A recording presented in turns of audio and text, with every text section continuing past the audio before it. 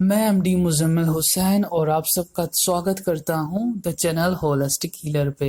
पिछले सेशन में अगर आपको याद होगा तो हमने डिस्कस किया था, एक तो किया था हमने सेगमेंटल ब्रीदिंग, यानी कि हम जैसे कि हमारे लंग्स में लोब्स होते हैं और उन लोब्स को की स्ट्रेंथनिंग हम कैसे करेंगे उसका तरीका हमने बताया था पिछले सेशन में। और इस सेशन में हम बात करेंगे जो पोस्चरल ड्रेनेज के बारे में।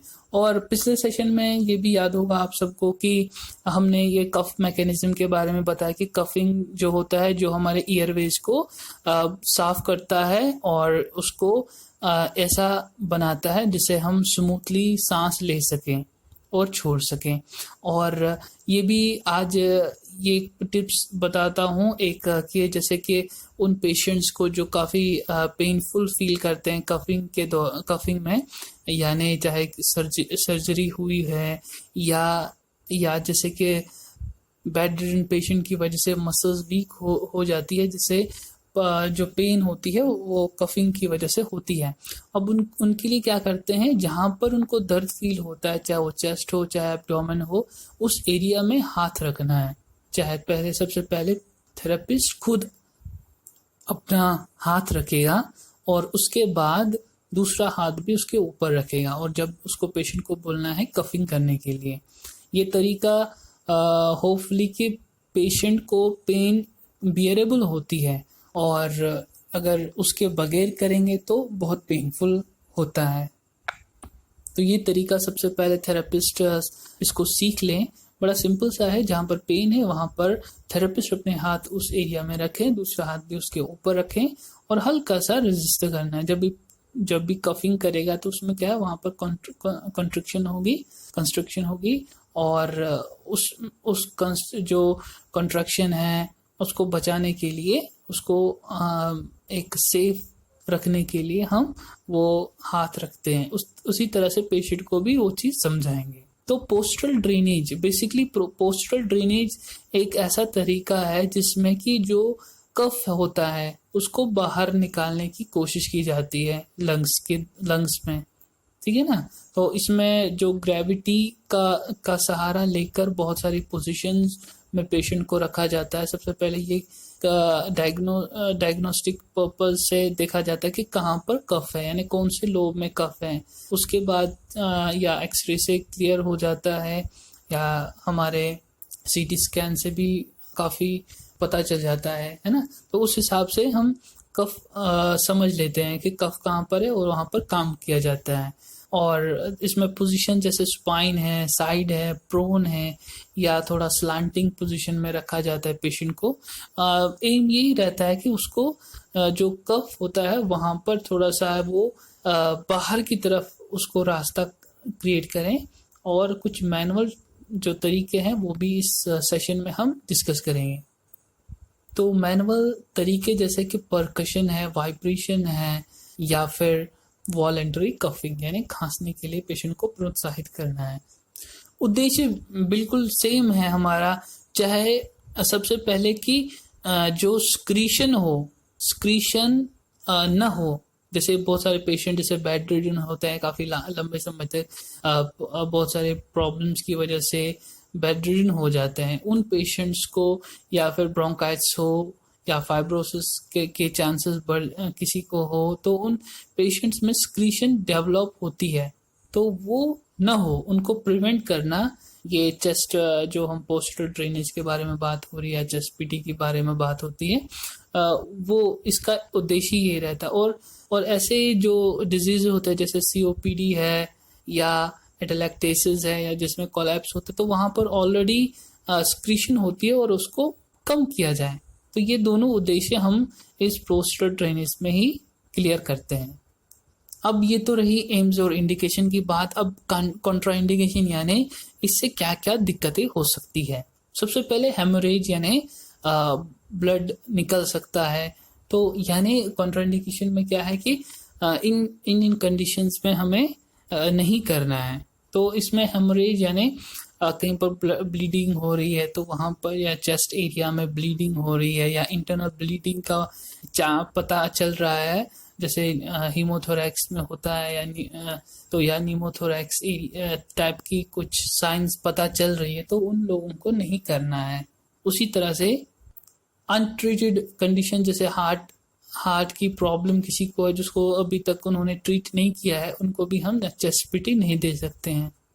प्लूरल इफ्यूजन यानी जो प्लूरा एरिया जो हमारी झिल्ली होती है लंग्स की, तो उसमें इफ्यूजन या उसमें स्वेलिंग के कारण या पानी उसमें जो दो परतें हैं वो चिपक गई है, उस वजह से अगर हमें पता चल रहा है ऐसा केस है तो उनको भी हम नहीं करेंगे चेस्ट। तो पल्मोनरी एम्बोलिज्म यानी एक ऐसा थक्का जो घूमता रहता है या जो हमारे पल्मोनरी एरिया में या हमारे लंग्स की आर्टरीज या वेन्स में घूम रहा है। तो अगर ऐसा कोई हमें केस मिल जाए तो या पता चले डायग्नोस में ये लिखा है कि पल्मोनरी एम्बोलिज्म, तो उनको भी हम चेस्ट नहीं देंगे। कार्डियोवास्कुलर इंस्टेबिलिटी जैसे कि हाइपरटेंशन होता है, हाई ब्लड प्रेशर या फ्लैक्चुएशन हो जाती है, उनमें भी हम नहीं देते। क्योंकि क्या होता है कि जब भी हम ये टेक्निक्स करते हैं तो सर्कुलेशन बढ़ जाता है, और जब सर्कुलेशन बढ़ेगा, अगर किसी का पहले से ही हाइपरटेंशन है तो उसको बहुत गंभीर प्रॉब्लम हो सकती है। या किसी ने न्यूरो सर्जरी की है ना, नर्वस सिस्टम से रिलेटेड कोई सर्जरी हुई है, उनको भी हम ये जो टेक्निक्स होती है पोस्टरल ड्रेनेज की नहीं कराएंगे। अब हम इन टेक्निक्स के बारे में कुछ डिस्क्राइब करने की कोशिश करेंगे। जैसे कि सबसे पहले है परकशन के बारे में। तो इसमें जैसे कि परकशन बहुत सारे तरीके के होते हैं, लेकिन यहाँ पर जो परकशन यूज किया गया है कप हैंड्स, यानी कि हम जैसे पानी पीने के लिए हम हाथ को एकदम चुल्लू टाइप का बनाते हैं, या फिर जैसे दुआ मांगा जाता है उस पोजीशन में हाथ को रखा जाता है। यानी एक जैसे अगर हम टर्मिनोलॉजी यूज करेंगे कि फ्लेक्शन रखना है, जैसे इंटरफेलेंजियल जो जॉइंट है उसमें फ्लेक्शन रखना है, और एक जो डिस्टल है उनको थोड़ा सा और करीब ले आना फ्लेक्शन की हालत में, ठीक है ना, एक कप हैंड बनाना है। तो ये एक डिफॉर्मिटी भी होती है, जैसे कि हमारे ब्रेकियल प्लेक्सिस की भी डिफॉर्मिटी होती है। तो उस तरीके का हमारा हाथ बनना चाहिए। और फिर क्या करना है कि हमें एक हिट करना है पेशेंट के चेस्ट के ऊपर, ठीक है ना। हिट यानी कि आवाज मतलब लगना नहीं चाहिए, एक वैक्यूम क्रिएट होना चाहिए, और उसमें पेशेंट की जो स्क्रीशन है वो हमारी जो इमेज होनी चाहिए, पेशेंट की स्क्रीशन को बाहर निकालना है, ये हमारी इमेज होनी चाहिए। और इसका तरीका क्या होता है, इसमें क्या होता है कि इसमें कुछ मिनट्स के लिए ऐसा किया जाता है। जैसे कि अगर कोशिश करूंगा मैं बताने की, जैसे कि मैं अपने चेस्ट के ऊपर कफ हैंड से एक हिट कर रहा हूँ, तो आवाज इस तरह से आती है। तो ये एक रिदमिकली होता है, जैसे कि 1 2 1 2 1 2 इस तरह से दोनों हाथों के जरिए से होता है। इसमें हमारा रिस्ट जॉइंट एक फ्री रिस्ट जॉइंट, यानी हाथ को बिल्कुल हल्का छोड़ के हमें हिट करना होता है, ठीक है ना। तो इससे क्या होता है कि इससे जो स्क्रीशन जो जम गई है तो उसमें क्या आता है, एक हल्का सा एक लिक्विफाई होने की चांसेस बढ़ जाते हैं, और उसके बाद वो स्क्रीशन या कफिंग की वजह से वो बाहर चला जाता है। तो ये सारी टेक्निक्स जो मैं अभी बता रहा हूँ, तो इससे पहले कुछ हमारे वार्म अप टेक्निक्स होती है जो टेक्स्ट में है नहीं, लेकिन फिर भी आपको बताता हूँ। इसमें क्या होता है, इसमें कुछ अपने हाथ को इतना ढीला छोड़ के फिर एकदम बहुत जोर से हिलाना है, जैसे इसकी फ्रीक्वेंसी बहुत तेज होनी चाहिए, यानी ये वार्म अप टेक्निक है। अपने हाथ को 1 मिनट या 1.5 मिनट तक बिल्कुल हिलाना है, बहुत ही तेजी के साथ। उसके बाद हमारे जैसे कि अगर फिर हमें स्ट्रेचिंग करनी होती है उंगलियों को, जैसे कि एक हाथ मैंने मुट्ठी बनाई एक हाथ से, और दूसरा हाथ की जो मैं इंडेक्स एंड थंब को खोल के और उस मुट्ठी को ऐसे स्ट्रेच करता हूँ, यानी जिसमें हमारा थंब एंड इंडेक्स फिंगर एकदम अपार्ट हो रहे हैं, दूर हो रहे हैं। उसके बाद इंडेक्स एंड मिडल के बीच में मुट्ठी को घुसाना ताकि इनमें स्ट्रेचिंग हो जाए। Then middle and ring finger को स्ट्रेच करने की कोशिश करता हूँ, एंड ये जो होल्ड होता है 3 सेकेंड तक रखना है। उसके बाद ring finger and little finger को मुट्ठी मुट्ठी दूसरे हाथ के मुट्ठी से स्ट्रेच करना। तो ये भी एक तरीका होता है वार्म अप टेक्निक्स में। और फिर तीसरी टेक्निक होती है कि अपने एक हाथ से एक्सटेंशन करना, यानी उंगलियों को पीछे की तरफ करना, 3 सेकेंड तक काउंट करना, फिर ढीला छोड़ना, फिर देन अगली उंगली को, मिडिल फिंगर को पीछे की तरफ लेके जाना, होल्ड फॉर 3 सेकेंड, देन धीरे धीरे रिलैक्स, देन रिंग फिंगर, उसके बाद लिटिल फिंगर। तो ये तरीका होता है जो चेस्ट पीटी से पहले जो टेक्निक्स हम करते हैं, तो ये वही टेक्निक्स होती है कि हम अपने हाथ को बिल्कुल पूरी तरह से फ्लेक्सिबल रखें इस कंडीशन में। और इसमें क्या है कि हम स्टूमुलेट करते हैं पेशेंट को। अगर हम इसमें इजीली समझने की कोशिश करेंगे तो पेशेंट को हम स्टूमुलेशन दे रहे हैं। तो और उससे क्या होगा, जब भी हम बार बार 1 मिनट से लेकर 1.5 मिनट या 2 मिनट तक लगातार हम परकशन करते रहेंगे 1-2 दोनों हाथों से, उससे क्या होगा, उससे कफिंग ऑटोमेटिकली एक डेवलप हो जाएगी और पेशेंट को साइड में या उस कंडीशन में जो भी पोजीशन हो उसको पेशेंट बताएगा, या पेशेंट कुछ ऐसी इस तरह से बिहेव करेगा जिसे उनको खांसना है और जो स्पूटम है उसको बाहर निकालना है ना। तो ये टेक्निक स्टिमुलेशन देते हैं हम पेशेंट को ऊपर।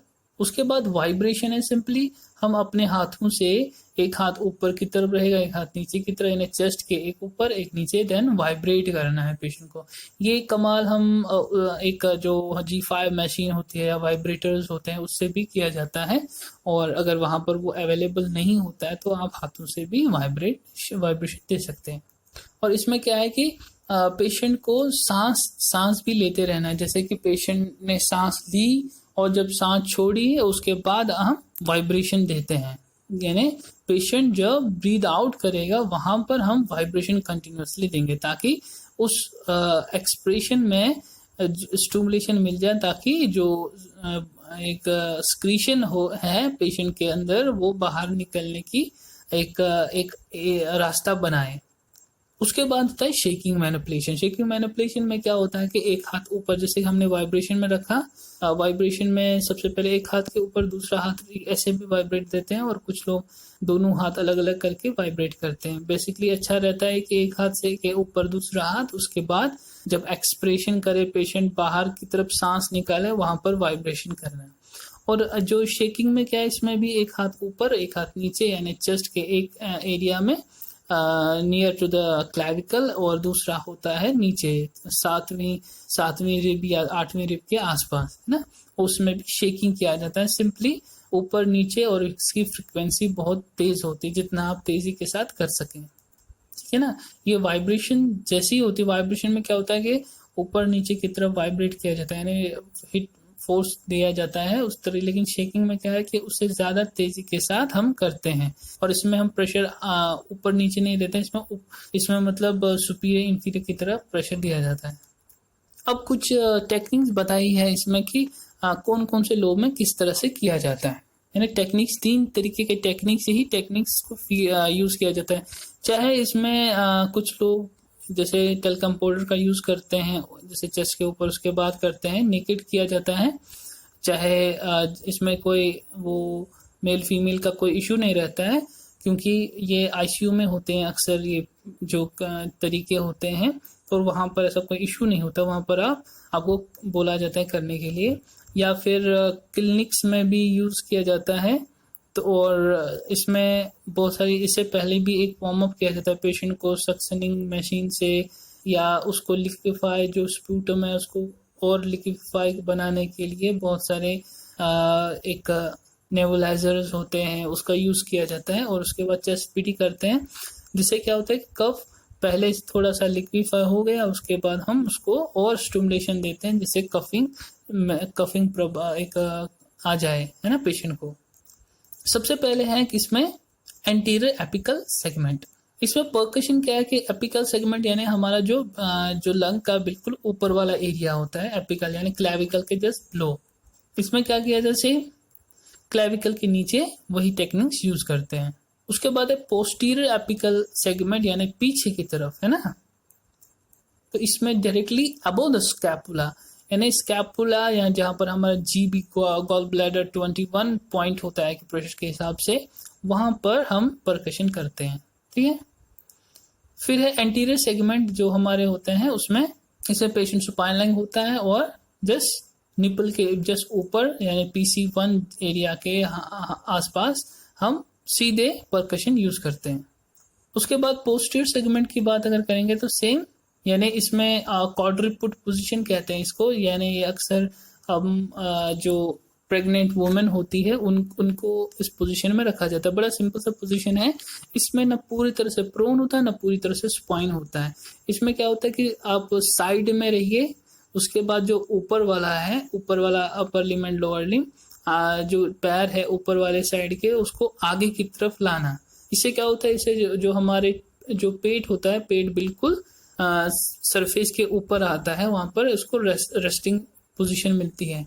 ठीक है ना, इस पोजीशन, और दोनों हाथ, एक हाथ बिल्कुल आगे की तरफ सरफेस के ऊपर, जिस सतह पे हम लेटे हैं उस सतह के ऊपर बिल्कुल उस पोजीशन में रहते हैं, है ना। गर्दन बिल्कुल हल्की सी टिल्ट होगी, यानी फ्लैक्स पोजीशन में होगी। तो ये क्वाड्रिपुट पोजीशन इसको कहते हैं, इस पोजीशन में रखा जाता है। ठीक है ना, इसमें ये पोस्टीरियर सेगमेंट के लिए इस्तेमाल करते हैं। तो उसमें क्या है कि स्कैपुला के लैटरल साइड में यूज करते हैं, लैटरल पोस्टीरियर लैटरल साइड।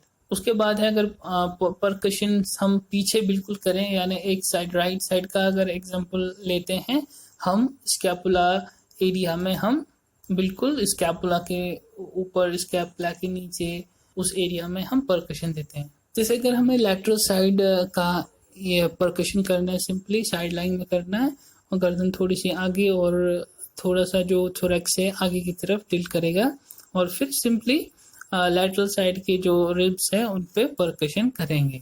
उसके बाद अगर सुपीरियर सेगमेंट की बात करेंगे तो इसमें प्रोन लाइन में पेशेंट को रखा जाता है और नीचे चेस्ट के नीचे पिलोज दिए जाते हैं, या कभी कभी हम एब्डोमेन के नीचे भी दिया जाता है पिलो, और वो और अच्छा रहता है ताकि जो कर्वेचर होते हैं हमारे लंबर लॉर्डोटिक कर्वेचर वो बराबर रहते हैं, इससे मतलब उसका जो लॉर्डोटिक कर्व कम हो जाता है। तो इसमें क्या आता है, laterally just below the scapula पे परकशन दिया जाता है। तो ये कुछ तरीके मैंने बताया कि हम कैसे पोस्टरल ड्रेनेज करते हैं, पोजीशन कैसे रहती है। और ये हमारा ब्रीदिंग जो चैप्टर था वो बिल्कुल हमने लास्ट तक अच्छी तरह से समझाने की कोशिश की। उम्मीद है आप सब समझ गए होंगे। कोई सुझाव है, कोई कुछ चीज़ पूछनी है, बिल्कुल पूछ सकते हैं। और सुनने के लिए आपका धन्यवाद। Thank you very much. Take care.